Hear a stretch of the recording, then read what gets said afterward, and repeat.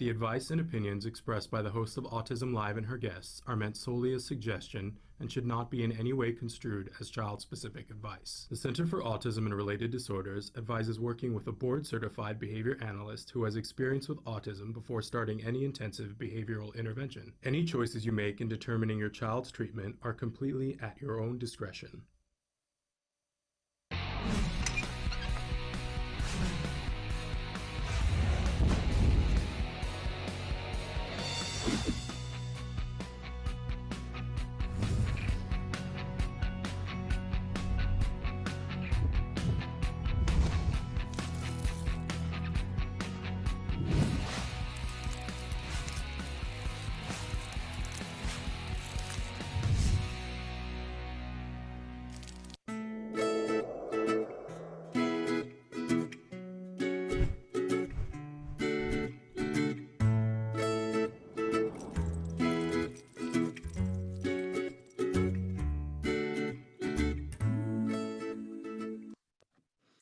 Good morning and welcome to Autism Live and to Let's Talk Autism with Shannon and Nancy. Nancy, can you turn? There's Miss Nancy. There we go. How Hi. are you? Hi, Shannon. How are you? I'm good. How's every little thing? Every little thing is, moving along. I'm just gonna keep it real and go, I'm totally lying. Me too. I'm frazzled. I'm a little bit crazy at the moment. I'm like second guessing whether I sent the code to the person who was going to be on the show this morning. So and so much has already happened by this point in the morning that I feel like today has already been a week long. And you, Nancy, where are you on this? I'm the same way. And I got to get better lighting on this because I'm backlit. You've got good lighting. Well, I have one of those fancy schmancy ring lights. Oh, you do? I do. And I recommend that anybody who is going to do any podcasting or video casting or anything gets one. Mine is covered with little Post-it notes right now because that's what I'm doing to make sure. I have so many projects going right now that I've covered mine with Post-it notes. Otherwise I would turn around my camera around so that you could see it. But like, for instance, if you look at what they're doing for the Emmys that are happening this weekend, they sent each and every person who is nominated a little ring light to stick behind their computer so that they would be well lit. You can get them on Amazon and they come in different sizes. They have little teeny ones that are just for your phone. I think I have a 10-inch, there are 8-inch ones, and it's just, and usually they come with their own tripod. I bought one and sent it to my nephew not long ago, and I think I spent $40 on it. Okay. So, yeah, I definitely need better lighting. I do this show from my bedroom because it's the only place that I have privacy. And we love the dogs in the background. So you like that? Yeah, we do. I do this we have this small back room, which is normally where we keep the dog, right? Right. And so I've taken up, we have the piano back here. And so I can't play the piano or I'd play a tune for you. By the way, speaking of tunes, we had a birthday celebration for you. Yes. On Tuesday night, and it was a karaoke party, and you can really sing, Shannon. Oh, thank you. You say that, but that's craziness. So can you, and you sang, tell them what you sang. I sang Lady Marmalade by Patti LaBelle. And you did Etta James, and I have to say you did it last, and it was incredible. Well, thank you. That's my song for my husband. That's our song, and I sing it to him. Most of the songs I sing either to my husband or my son. So, singing for me is a great, great joy. I love to sing, but I have been told on many occasions that it's a private thing, that I should keep it to myself.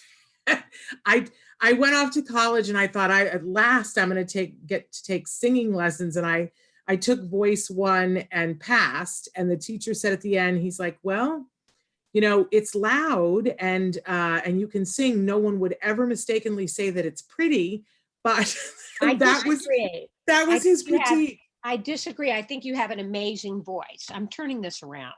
Well, thank you. Thank you for saying that. That is, that when what was it, 2 years ago, because you and I were going to do a show together. You and I were going to Yes. do, and first, because each of us was working on something separately, and then we thought we would try to do it together. And it was kind of bad timing for you, and it was critical timing for me. And I have always said that you were such a good friend because you gave me your blessing and said, go do your thing on your own. Right. But part of my, I always say that you should have clear things in your mind, what clear goals in your head of what you're trying to achieve before you set out doing something big.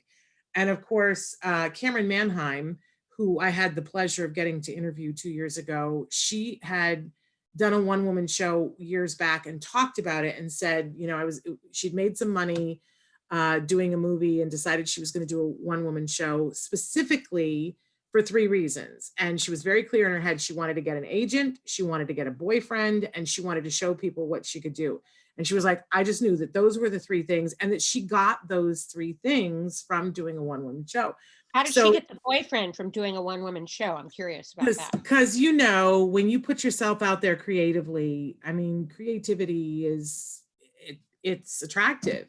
And when you put yourself out there creatively, first of all, you can be seen, which gives people opportunity. And then there's a certain amount of socialization that comes with, I was not doing a one-woman show to get a boyfriend. I want to be abundantly clear about that. But I went to a bunch of different parties and you talk to people. And if you were looking, I'm sure you could find that kind of thing. I was not looking for that. But I had 3 things that I really wanted to do. I wanted to force myself to sing publicly. So there was music in it. And I start the show by singing a cappella. I always say Acapulco, so it's a cappella. So I wanted to force myself to sing publicly, and I wanted my son to see that I was funny. And I wanted to take some of the things that I was the most emotional about, being a parent of someone on the autism spectrum, and put it into something that I could look at that had the potential to be positive, right? So I wanted to put a positive spin on some of my pain. And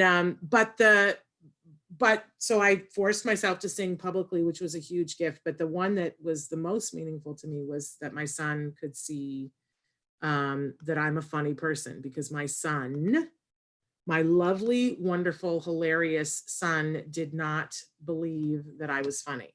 And we had been on a plane. It was shortly after my mother died. And he, Traven, I'm trying to get the link to send to our guest, because I don't think she has the link and I can't do it while we're doing the show. Could you please send that to her for me? We were on a plane and the plane was taking off, and I always get nervous as the plane takes off, and I was talking with my son and I was trying to lighten the mood. You know how you do. And I was trying to get him to laugh. But it was more to keep myself calm than him.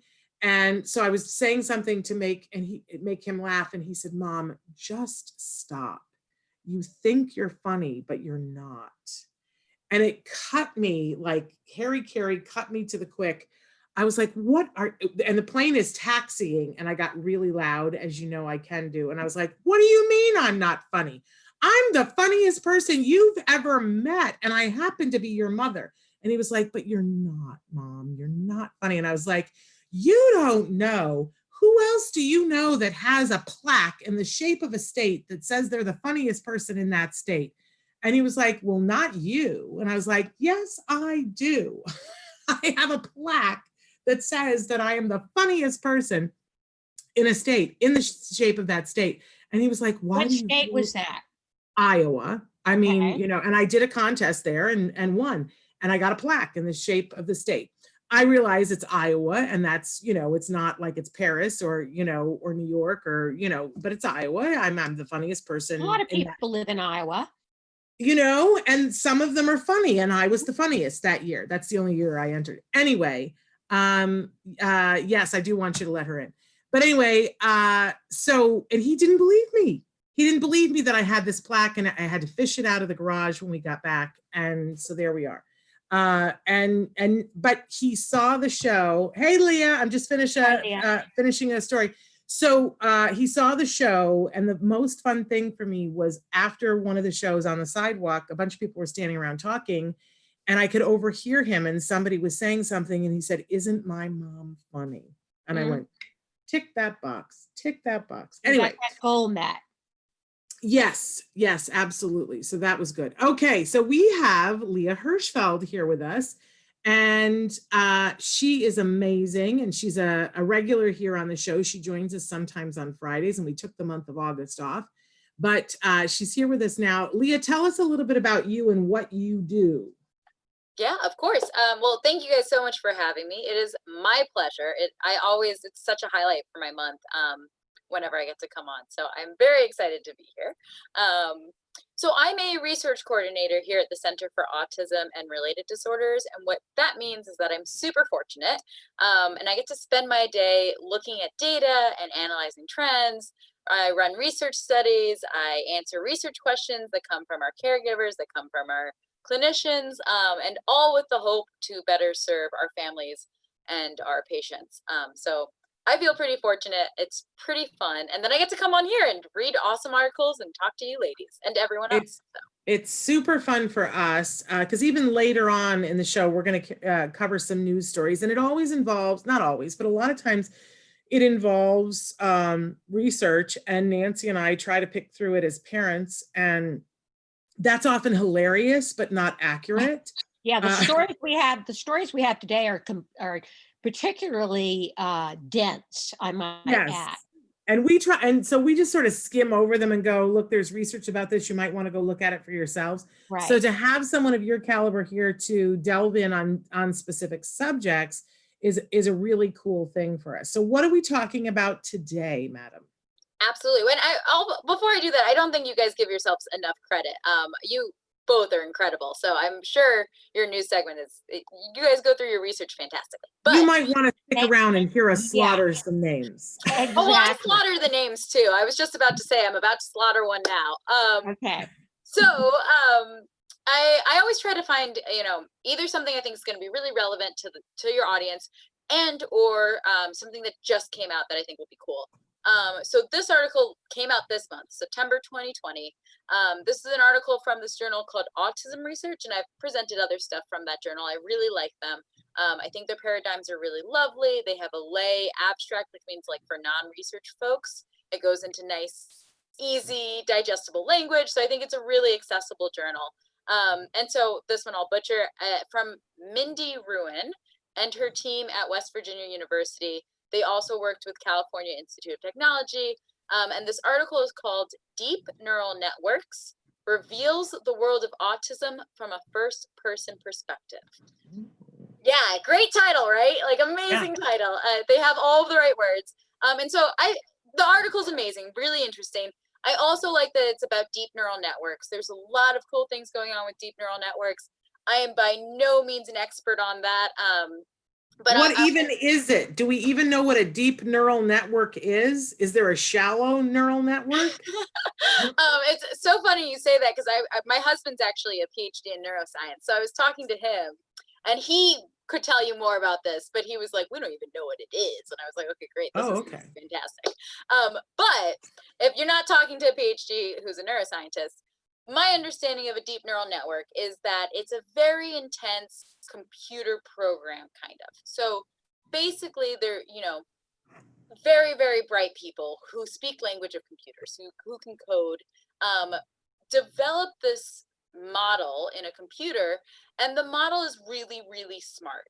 And the model can take some examples and then extrapolate out to additional novel new examples. So you might feed this model 10 pictures of a car, right? So you give them a Porsche and a Honda and an Audi and a Toyota and keep going, right? And then you give that all and you say, okay, model, this is a car. This is also a car. This is also a car. Hey, this is a car too. And then your 11th picture, you say, okay, this is now a blue, you feed it a blue brand I didn't name, I don't know, a blue Volkswagen. And you say, okay, model, I haven't told you anything about this. What is this? And then you hope that your model says, that's a car, even though it's not seen that actual car before, right? But now it can say, okay, you have 4 wheels, you're not huge, you're kind of like compact, right? Because you don't want a truck, right? So, you know, and whatnot. And then it can say that model is really smart and say, that's a car. So basically, yeah, go for it. So can I ask, so basically we're talking about a computer getting to the point where it can generalize? Is that what we're talking about? Yeah, Okay. basically. Yeah. And that's Okay. my understanding. You might have a neuroscientist watching this and be like, Leah, you don't, and I'm not an expert on deep neural networks. You also see that as DNN. I'm not an expert on that. But that's my understanding of kind of these really intense, complicated. But we're talking about a computer, not a brain. Yes, exactly. Okay. Yeah. All right. Yeah. We're talking about a very smart computer that can generalize. That's exactly All right. kind of where we're going. Yeah, exactly. Okay. All Cool. right. Now I have an idea of two of the words in the title. Go ahead.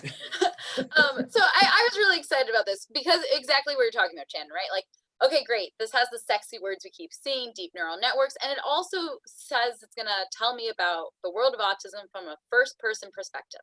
That sounds amazing. And I will say I'm really excited to share this. I got really giddy. So one of the things the researchers are trying to understand is, how do individuals with autism perceive the world around them from their perspective? And we know some things, right? We know that people with autism show atypical, when you're comparing to neurotypical individuals, atypical attention to visual features. So that means, right, you have reduced attention to human faces, to human voices, to hand gestures. And we've seen that individuals with autism pay more attention to non-social objects and really seem to pay attention to gadgets and devices and electronics. Okay, cool. We know that. But we've seen that a lot in really lab settings, right? You put someone in front of a computer, you say, what's that non-social stimuli? You track their eye gazes, all these things. And so this group was really trying to get out of that laboratory setting and make it more natural. And I love this research because I think it's really a clean study. And what I mean is it's not super convoluted with their methods. So what they had participants with autism and typically developing peers come as participants. And they matched on gender and race and education. And then they gave all the participants a camera and asked them to take photos. Off the bat, right, one of the things I like to come on here is, you know, research is really cool. And research can be done amazingly. And even the best research can have flaws. So off the bat, you're going to see that this is a limitation because every participant had to be able to use a camera. And that excludes some of the people we know who have autism and whatnot. So off the bat, we know these participants do not span all of the range of the spectrum of autism. But so they give them a camera and they asked to take pictures and they gave some instructions. So they had what they called 3 blocks, basically 3 groups of photos that they're trying to get people to take. And the first one is people. So they had 2 members of their lab sitting around the lab and they instructed participants to take pictures of those individuals. And they said, you know, pose them, talk to them, whatnot. And people took pictures, great. That was the people block. Then in the same space, they said, okay, now we want you to just take pictures of the indoor space. Take pictures of objects, whatever you want in this indoor space. That's the second one, people, indoor.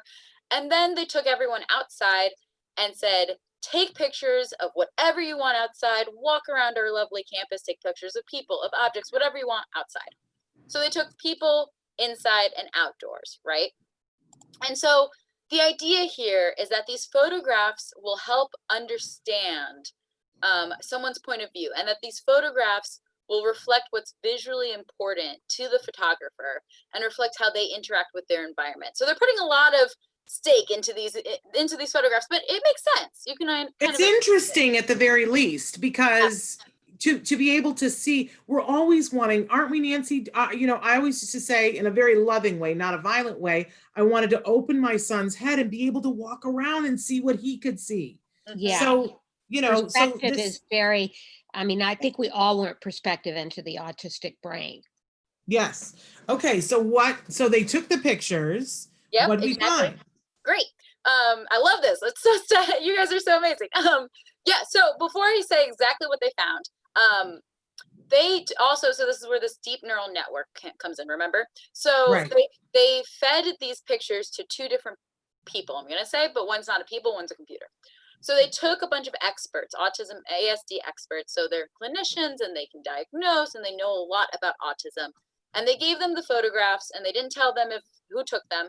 And they said on a 9-point scale, rate if you think this photograph was taken by someone with autism or not, or someone without, without autism. So that was the first group. And then they fed those pictures to this model, right, to this deep neural network. And they, again, so kind of explaining briefly what a deep neural network, and this is my very rudimentary understanding. I am not a neuroscientist. But my understanding is they gave the model about 60% of their pictures. And they said, hey, this was taken by someone with autism. This wasn't, this was, this wasn't, this was, this wasn't. Okay, now I'm going to give you a new picture. You've never seen this. But with the knowledge that you have, computer, tell me, do you think this was taken by someone with autism or without? And they did that for a number of their pictures, right? And so what they found was that the model, that computer, was able to effectively determine if a photo was taken by an individual with autism and actually outperformed the experts. And they did, the model did better if it was a photo with people versus those indoor and outdoor photos. Could still do it with the indoor and outdoor photos, but did it more frequently with better accuracy when it was people. And the ASD experts, not so much. And before I kind of get into those implications, you're like, that's cool, but so what, right? Mm-hmm. No, I'm not feeling that way at all. I have a bunch of questions. Oh God. So does at some point, is the computer, the deep neural network, is it able to say, here's why, here are the patterns that we saw? Yeah, so that's exactly my next point. Oh, Shannon, amazing. Yeah, amazing. So yes. The model is really cool because the model can also say, hey, this is why I thought this.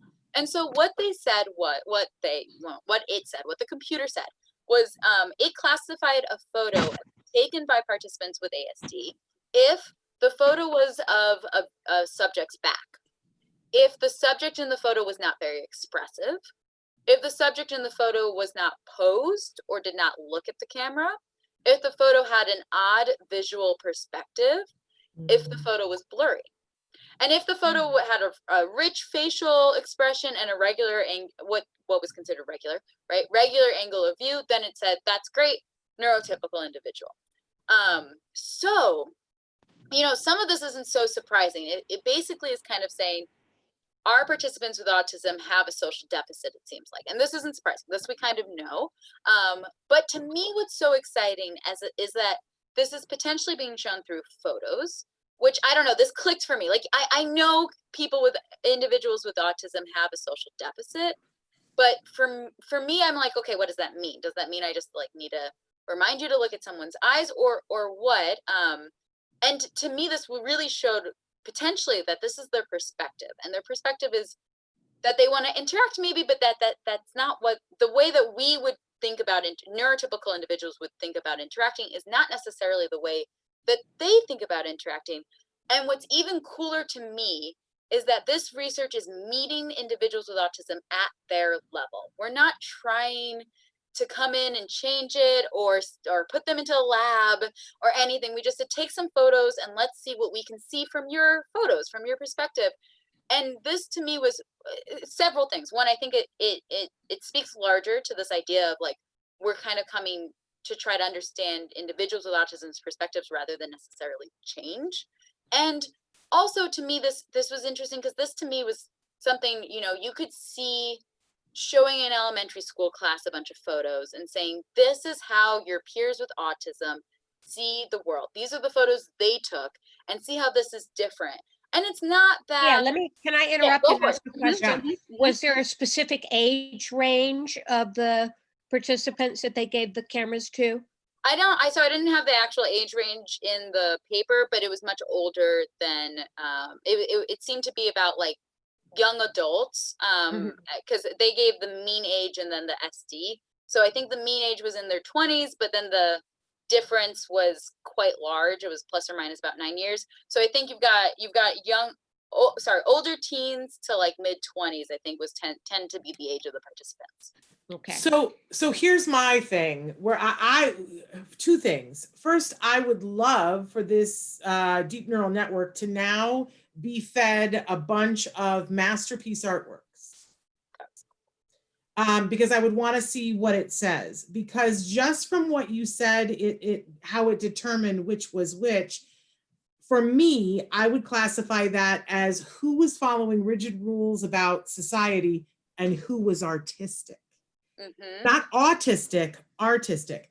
I take photographs and I'm not a great photographer. The best photograph I have ever taken, the one that people go, oh, that's the one, was a picture of my son walking away from me, not with his face. So your deep neural network might have said that that was a picture by someone on, I would argue that that's the artistic, not autistic, artistic. A really interesting viewpoint that doesn't get fit into a box. So I would love to see what would happen if we fed all of the great masterpieces. Like, what would they say about Rembrandt? What would they say about Van Gogh? What would they say about Picasso? I have a feeling it would say that they are all on the spectrum.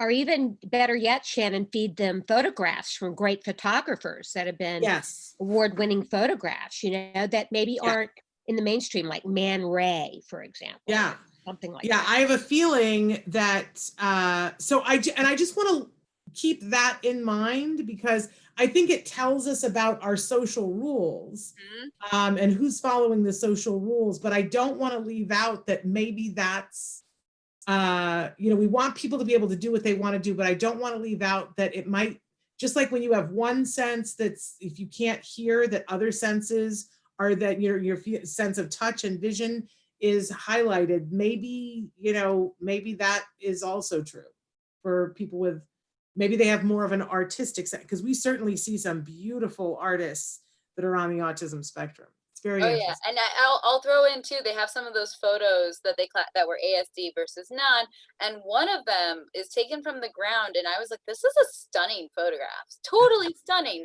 But weird angle, whatnot, but super interesting stuff. Super interesting.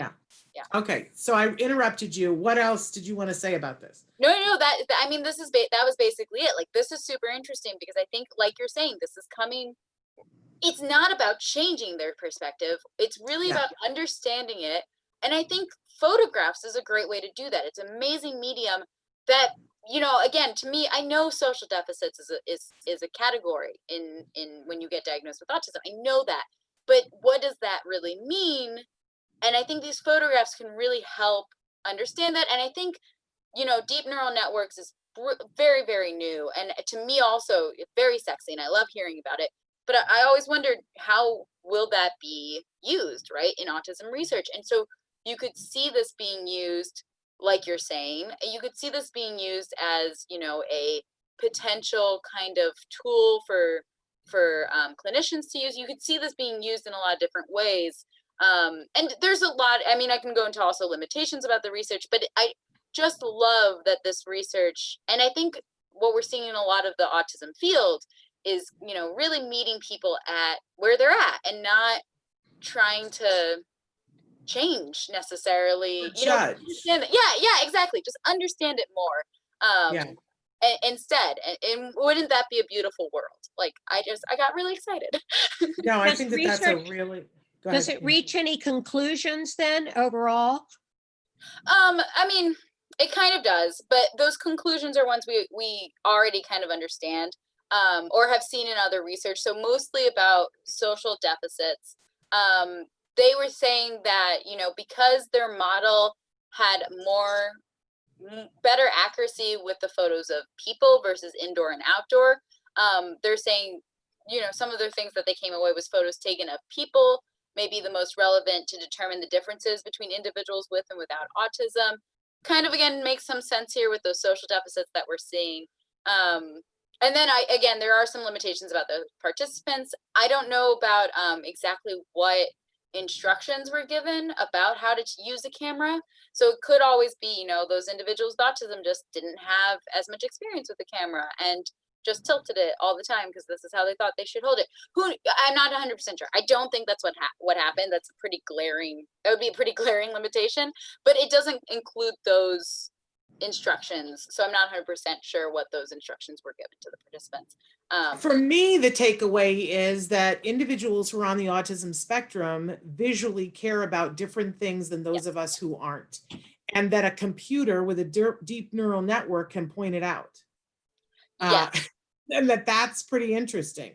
I think we all would have assumed that because of what we've seen in our lives, that individuals we just had Michael Tollison Robles on yesterday, who is an autistic savant painter. And I, look at his paintings, and he sees color in a way that is so exciting that I don't see with my eye. But when he sees it, I go, yes, how could I have not have seen that a white horse has a rainbow of colors in it? I don't see that. My brain doesn't see that, but his does.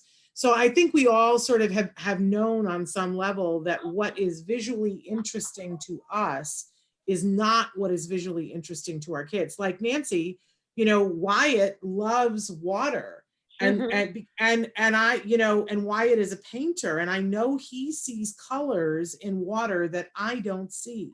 Right. And when it's being splashed, he sees colors in that are stimulating to him, and I don't see that. So this all makes sense, but the fact that a computer can pick it out is cool, because they can pick it out with other things, maybe. Yeah, it's just the beginning here, and just like you're saying, I mean, I think to that point, right? Like, we understand why it might be seeing different colors, but if you could show that to his peers in a way that makes sense, right? Okay, this is the photo he took, or something like that. Then, right, like, then we could kind of bridge that gap here of, let's understand. Yeah. And now you're talking in my world, because I think that's what the arts do. When I'll tell you something, Nancy, whenever I'm talking about Wyatt to anyone, the first thing I say is, let me show you something Wyatt has painted. Because I think once you see what Wyatt can paint, you can't unsee that. Right. You can't, I think that people walk by people every day, on the spectrum, not on the spectrum, and have no idea who they are. But I always show people two different paintings of Wyatt's. I show them the one that he did of the building that's reminiscent of an O'Keeffe. And I show them that multimedia one that he did that's just, and they look at it and they go, oh my gosh, this young man is a genius. And I don't think you can ever look at Wyatt in the same way once you see what he can paint. And I think that's true of so many people. When you see what their heart and their brain are trying to say, you can't, there's another friend of ours, Nancy, and I was just talking about him the other day, that is largely nonverbal. He maybe has 5 spoken words in his vocabulary. And it was actually at Wyatt's birthday party that his father said to me, have you ever read some of his texts, this young man? And I said, I didn't know that he could text. This is a guy that I have 5 words that I can use to converse. And he's a beautiful human being. And he conveys a lot with those 5 words and with his body. But I read his text and I was like, who knew that all of this was going on inside him? And it makes it hard to ignore their humanity when you can see into their world. Right. And I think that that's a really exciting thing. So now, new takeaway, we need to get our kids more involved in photography and art and painting and writing. Which is the arts. We've always said that. It's the arts, the arts, the arts. Right. And they have obviously a unique perspective that those on the spectrum don't have. Yes. And thank goodness for their perspective. We need their perspective. Absolutely. All right. So while we were talking, we got a bunch of requests for a bunch of research. Great. I love that. It makes my job honestly easier. Okay, so let's start up here at the top. Somebody wants to know, I have a question about stem cell transplants for autism. There are people making big claims about this. Do you have any information about this? And also they want to know about gut health claims. Is it snake oil, so to speak? So I know that, 3 years ago, Autism Speaks got a ginormous grant to do a bunch of research on guts and gut health. And I haven't heard much about that. Have you, Nancy? Have you heard anything that is? No, I haven't heard what the outcome of that research was. So that might be a really fun thing to hear from you if you can find that, Leah, and tell us what, if they've had any outcomes, because they should at this point. As much money, it's 3 years later, they should have something to talk to us about.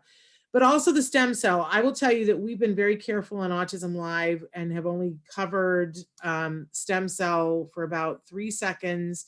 as we were talking to a parent about doing that with their child. I am horrified and sad to report that that child has subsequently passed away.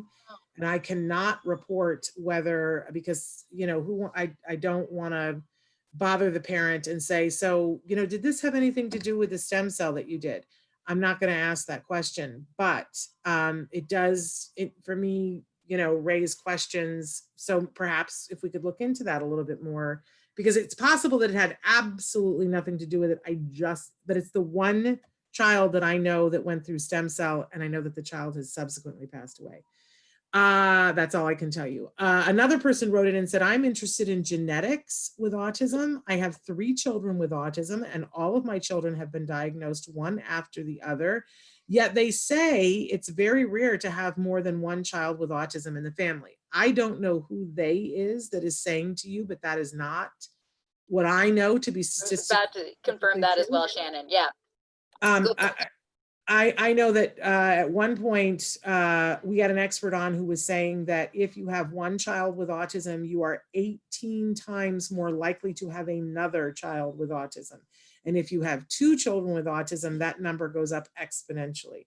But perhaps if you're interested in looking into that, about some more research about that, I will tell you too that you know, for years, for all 10 years that we've been on here, of course, I don't know what is making noise. Something is, anyway.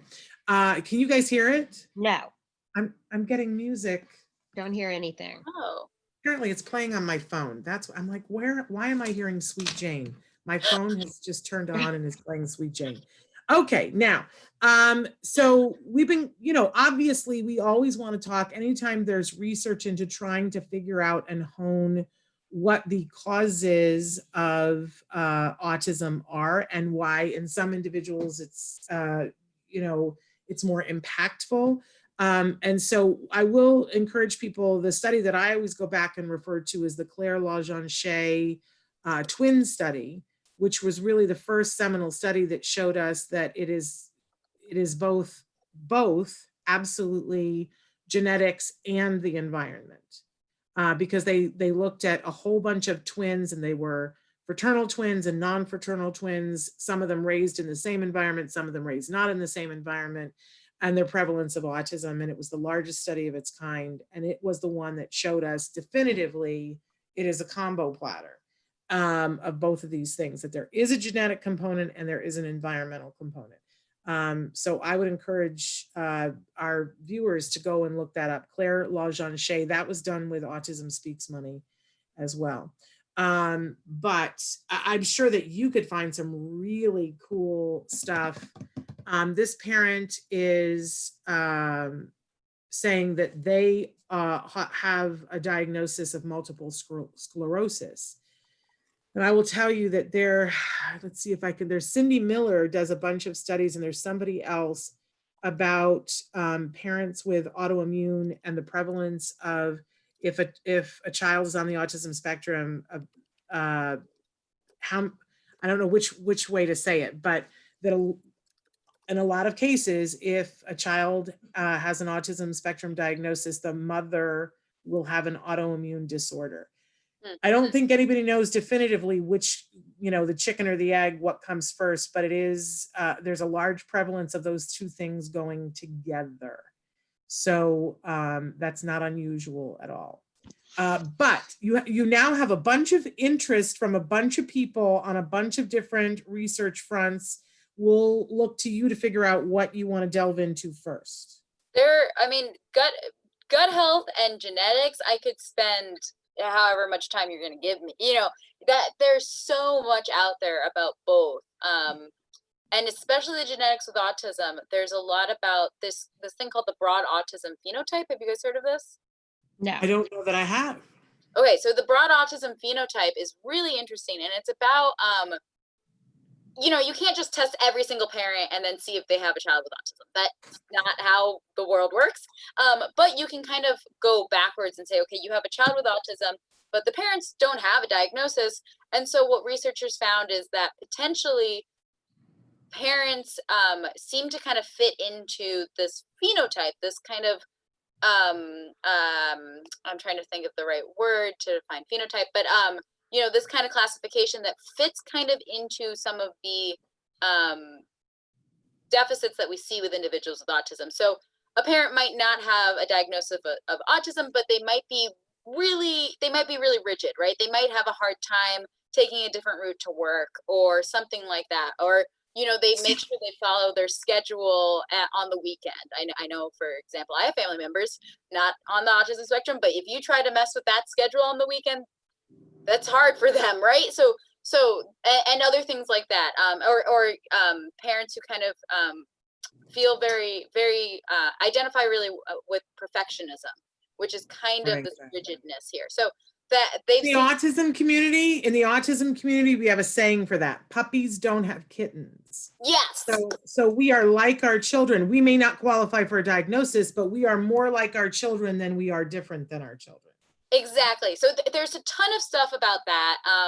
And it's so interesting. And there's more that one of the articles I was debating about coming on here, and I'm very verbose, so I can only ever talk about like one study, because otherwise I'll take your entire time. But one of the studies was about moms and the broad autism phenotype. Another one actually was about siblings, and was actually about, you know, you are more likely to have a child. If you have one child with autism, more likely to have another child with autism. But also there was an interaction with the siblings there. So there's a lot. Again, I could talk forever about genetics and autism. There's a lot there. There's a lot about, they call them nouveau, when you have a novel kind of mutation in your gene, and that causes the autism deficits that you're seeing in your child. And there was just a recent article about such cool things going on with that. And again, can talk about that forever. Same with gut health. So you know, if those caregivers want anything more specific, the genetics for sure, I can look at autoimmune and the prevalence, and I got a lot of information there. Anything with the gut health and the stem cell, anything more specific, otherwise I can absolutely come on. And like I said, I could take a 30-minute segment, or like I could take forever on these things. We can give you 30 minutes. We absolutely can do that. And we're going to have you back, either you or Karen Nolte back in October. So talk amongst yourselves and decide which one of those topics you want to present on. But we can give you 30 minutes. If we just know in advance that you need it, then that's not a problem. If that's okay with you guys, especially with, at least with genetics, there's just so much, and it's really dense. A lot of it can be really dense. So I feel like to give it the appropriate attention, a little longer is maybe nice, but also yeah, we can give you more time. I will tell you though, and I'd love to hear from the parents. You know, when it gets dense, I get lost. You can see by the questions that I ask. I'm like, I want to get enough information so that I can understand the broad brushstroke. So that, and then sometimes when it's something that I'm particularly interested in, then I want to know more questions. So if you tell us ahead of time, okay, you know, this month we're going to be talking about genetics, we'll put it out on our postcard every week. If you guys subscribe to us, you get your postcard every week, and you'll know to have your questions. You can send in questions ahead of time. If you have a specific question about any of these things right now, you can put it in the chat, or you can email it to me at s.penrod@autism-live.com, and we'll make sure, because sometimes I'm looking at a study and I go, I don't know what this means. Now I have, you know, Leah and Karen and a whole department of research people that I can go to and go, decipher this for me. A lot of times I'll send something to Dr. Dixon and I'll go, does this mean this? And he'll say, no, Shannon, that's not at all what that means. It's interesting that you would get that from it. But, you know, I think it's really helpful. And so we have that, but by extension, you all have that as well. So this was interesting. You know, I can always get interested in, my thing is I want to sit down always with researchers and go, well, here's where I want you to go with this. But nobody wants to hear from me. Oh, that's not true at all, Shannon. Everyone wants to hear from you. Everyone loves you. Why? So what, like, I want for these researchers to take as you know, Nancy said, a bunch of photographers, but I'd love to take a bunch of paintings and put them through, because I'm going to guess that all the great painters, this deep neural network would say, oh, look at these. I think that eventually artistic would equal autistic viewpoint. Interesting. Yeah. Is what I think. Yeah. Which would be very affirming for a lot of people in the community about, value of looking at somebody else's point of view, because it's beautiful. Anyway, so fascinating. Thank you so much for being with us. And I want to encourage everybody to write in questions either here or to me at s.penrod@autism-live.com. Thank you. I'm going to get back to you with dates for October, November, and December. Sounds great. Thank you guys so much. And since I'm on, Leah. let's say the next time we'll come on and we'll do genetics. Okay. The caregiver who asked about stem cell and gut health, if you don't want to wait 2 months for us to get to your question, email us with your question. If it's a little bit more specific or whatnot, we can always give you kind of larger reviews on both those topics. So I don't want to, have anyone wait 2 months to get any answers. So we can always also, address that question, since next month we'll do genetics. And then either Karen or myself will be on.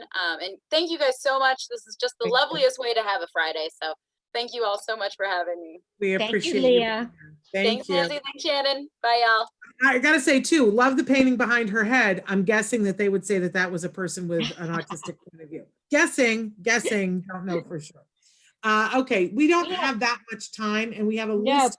We have a lot of interesting in the news that is research oriented for the most part. It is, and I don't think we're going to get to all of it, but can I start with something that I didn't put on the list that relates back to something from last week? Yes, absolutely. So we were talking last week, if you recall, about the little bit of controversy over some goings on in the background of the Big Brother house on CBS. Do you recall that? And one of the contestants who had previously won on the show was the big, $500,000 winner, was Ian. Excuse me, I'm going to sneeze. And that there was a lot of outrage in the house about bullying. It has not been addressed. We now have watched all this last week. CBS has not addressed it on the live show, which I'm very sad about that they didn't address it. I think that they do need to address it. There has been further outrage in the house. I know I had said last week that I thought that there were very racist and racist microaggressions that I was surprised that more people weren't talking about, because I even on the live show, what they were playing, I was appalled. Now there are petitions to get the person who has been, in the line, the person who's made the most egregious statements in the house. There are petitions right now to have him removed from the house. Shannon, just to people that haven't watched the show, Ian is on the autism spectrum. Yes. The first season that he was on, he did not disclose that. Right. But I think that most of us who were watching, who, have kiddos on the spectrum, we were like, I think, this young man is part of our tribe. Like, I think we all acknowledge that. And said, he's somewhere with us, right? But then this time he came back into the house to do the All-Stars. And one of the first things that he did was he disclosed and told everybody. I think the show has let us see more of his behaviors that we would identify. This is a brilliant young man.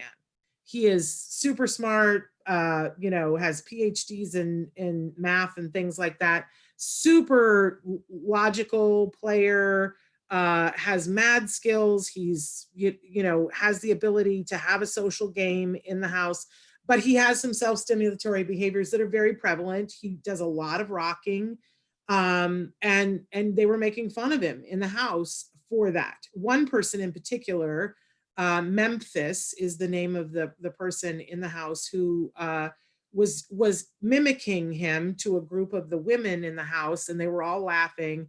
And he said he's like Red Rum from The Shining, and I have nightmares that he's got, and he's weird. And then one of the other women said, yeah, he freaks me out. So, and that they don't want to be around him. It was just really not pleasant. But now Memphis is being accused of having said some very racist things in the house as well. And CBS is saying that they've listened to the tapes. They don't think what the fans have accused him of saying, but I watched it and I went, oh my gosh, to other things that he did that I thought were wildly inappropriate. And we don't know what the producers have said to the people backstage, whether they have said to them, I'm giving you a cautionary statement, don't do this anymore. But I'm just saying this guy has multiple things, that he's a bully, and you know, he's not somebody that I would want my kid locked up in a house with. I'm just going to say that. And I don't think he deserves to win any money. So I'm saying that. But a lot of people are signing petitions. But last night, the reason why I'm bringing this up, last night, you know, Ian was voted out of the house in a very fair and equitable way. Not because he was on the autism spectrum, but he was voted out of the house. And I'm bringing this up because if you are a parent looking for a role model for your kiddos of how to purport yourself, I know I was always looking for this on television when my son was little. James Durbin was on American Idol, and I was always sitting there with him and saying, look, his name is James too, and your name is James. You have that in common, and look at what a great musician he is, and you're a good singer too. Look what you have in common. Hey, guess what? James also is diagnosed with autism too. He's like you. Isn't that cool? Isn't James cool? Giving him a role model and showing, look, you know, this is someone that you can look at and go, I'm like him, and it's a good thing. And I think that Ian is a perfect role model. He carried himself so well through all of it and getting voted out. He was a perfect gentleman, left the house, and there's a little interview thing that they do at the end with Julie Chen Moonves. And I don't think that we could have a better role model right now for how to carry yourself. He'd been voted out of the house, and he was a good sport about it and said this was a game. And I didn't want to get voted out, but I got voted out. What a privilege to be here. He was the perfect gentleman. And I just want to put that out there because there was a lot of stuff that was happening that he was aware of in the house, some that he wasn't aware of, but he was being given a little bit of a hard time, and he carried himself really well. And I think he's a great role model. So I just wanted to bring that up. If you have the opportunity, I'm sure you can find it online to show your kiddos and have them watch the tape of Ian. And just like we did with James Durbin and saying, look, there's Ian. Isn't Ian wonderful? Look at how Julie Chen Moonves is saying how wonderful he is. You know, he likes math too. And he's on the autism spectrum too. I offer that up. I know that not everybody addresses it that way with their kiddos, but if you're looking to do that, there's your role model. Great. Always good to have good role models for our kids. Yeah. And I was very sad to see him get voted off, but I'm also glad that he's not in the house with people who are that close-minded and I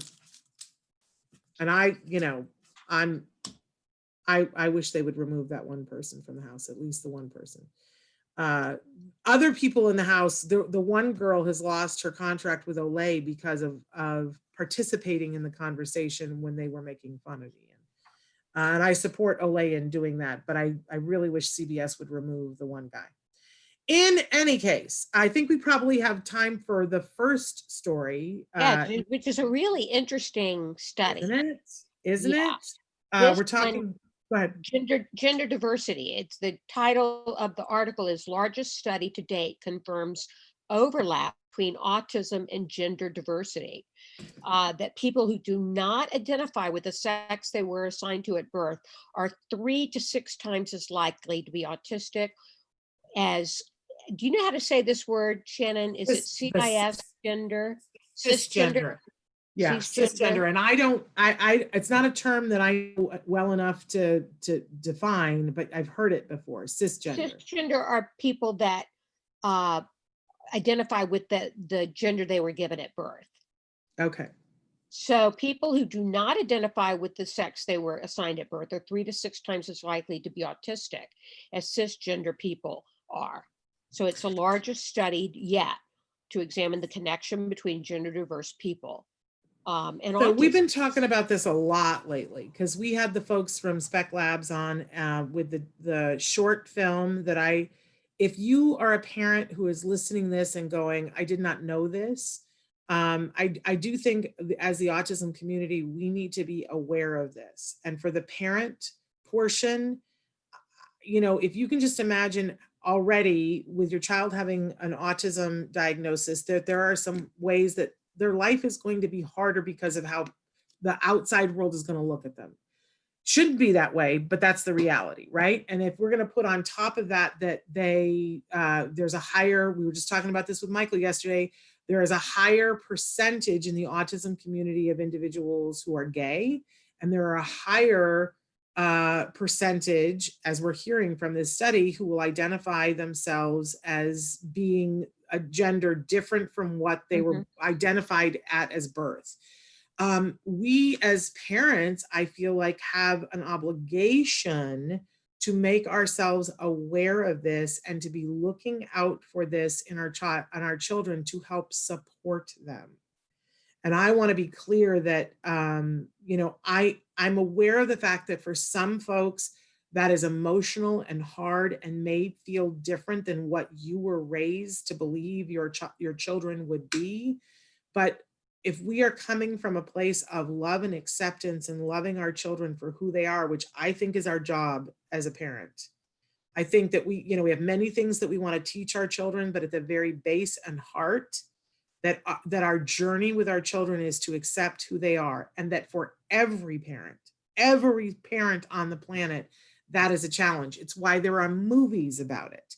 About, you know, the movie Brave is about a mother accepting who her daughter is. You know, we all have to do that. We've seen, even, you know, it's the B story and Love Story, that his dad can't accept who he is and what he wants to do. All parents struggle with this. But for parents who have kiddos on the autism spectrum, we got to step it up. We have to find our way to communicate with our kids and then accept who they are. That's hard because sometimes we don't know what is they're displaying who they are based on something is in their way, or is it truly them? We do ABA to take away all of the obstacles so that we can truly see who they are. The great misunderstanding about ABA is that it's going to make them like everyone else. It's not. It's to help us to reveal who they are. So if they are a painter, that we get to see that. If they are someone who identifies as a girl, even though they were born and identified as a boy, I want to encourage people, you know, we see statistically this is, in our population, this is more prevalent than other populations. I think we got to get our arms around this, Nancy. Yeah, I agree. What this study does, I think, is it gives the awareness that this is, in fact, a situation that we need to look at, because our kids are more likely to identify as transgender, queer, or not of the sex they were assigned at birth. So if you see signs of that, be tuned into this fact. Yes.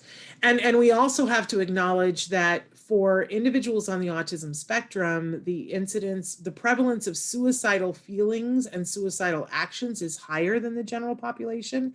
And in the gay community and in the transgender community, higher. So, you know, again, I look to Cher, right? Cher Right. had a lot of feelings when Chastity became Chaz, you know, and Cher is as open-minded as you can get, and, you know, as loving of the gay community, you know, as any celebrity I have ever known. But she had feelings as a mother about, this was my little girl. What are you telling me that this is a boy? I think everybody is entitled to their feelings. You know, I'm not saying don't have feelings about it, but it's still your child, and your child needs you, and your child is going to go through extra. So own the feelings, deal with the feelings, get help for the feelings, reach out for the feelings. But we have I think a parental obligation to love our children. And that means loving who they are, not who we thought they were going to be, who we hoped they were going to be, who we planned for them to be.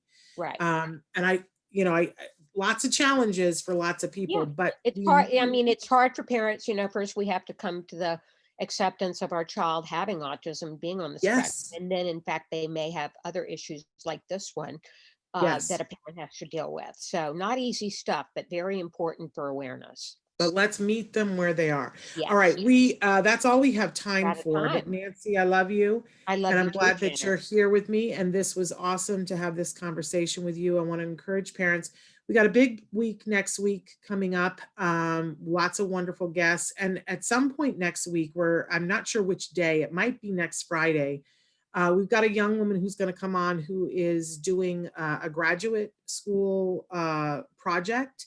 It's research, and we are going to be asking for our families in Southern California to participate. It's a questionnaire, and and I think you're eligible to win a gift card if you participate. So I really am hoping that we can get as many people to participate as possible. I don't know if I'm allowed to give away what the study is looking at, so but it's super important, super duper important, and we want to get as many people to participate as possible. So that's one of the highlights of next week. But you know, Bonnie Yates is going to be here with us on Monday talking about education. If you guys now, I know a lot of us have IEPs and 504s happening or just happened or coming up. If you've got questions, please write those into me now at s.penrod@autism-live.com, because Bonnie's with us on Monday and she'd love to have some questions. Nancy, thanks for being here. Thank you, Shannon. We're going to be back on Monday. Until then, give your kiddos a hug from me. And yourselves a hug from me. Bye-bye, everybody. Bye-bye.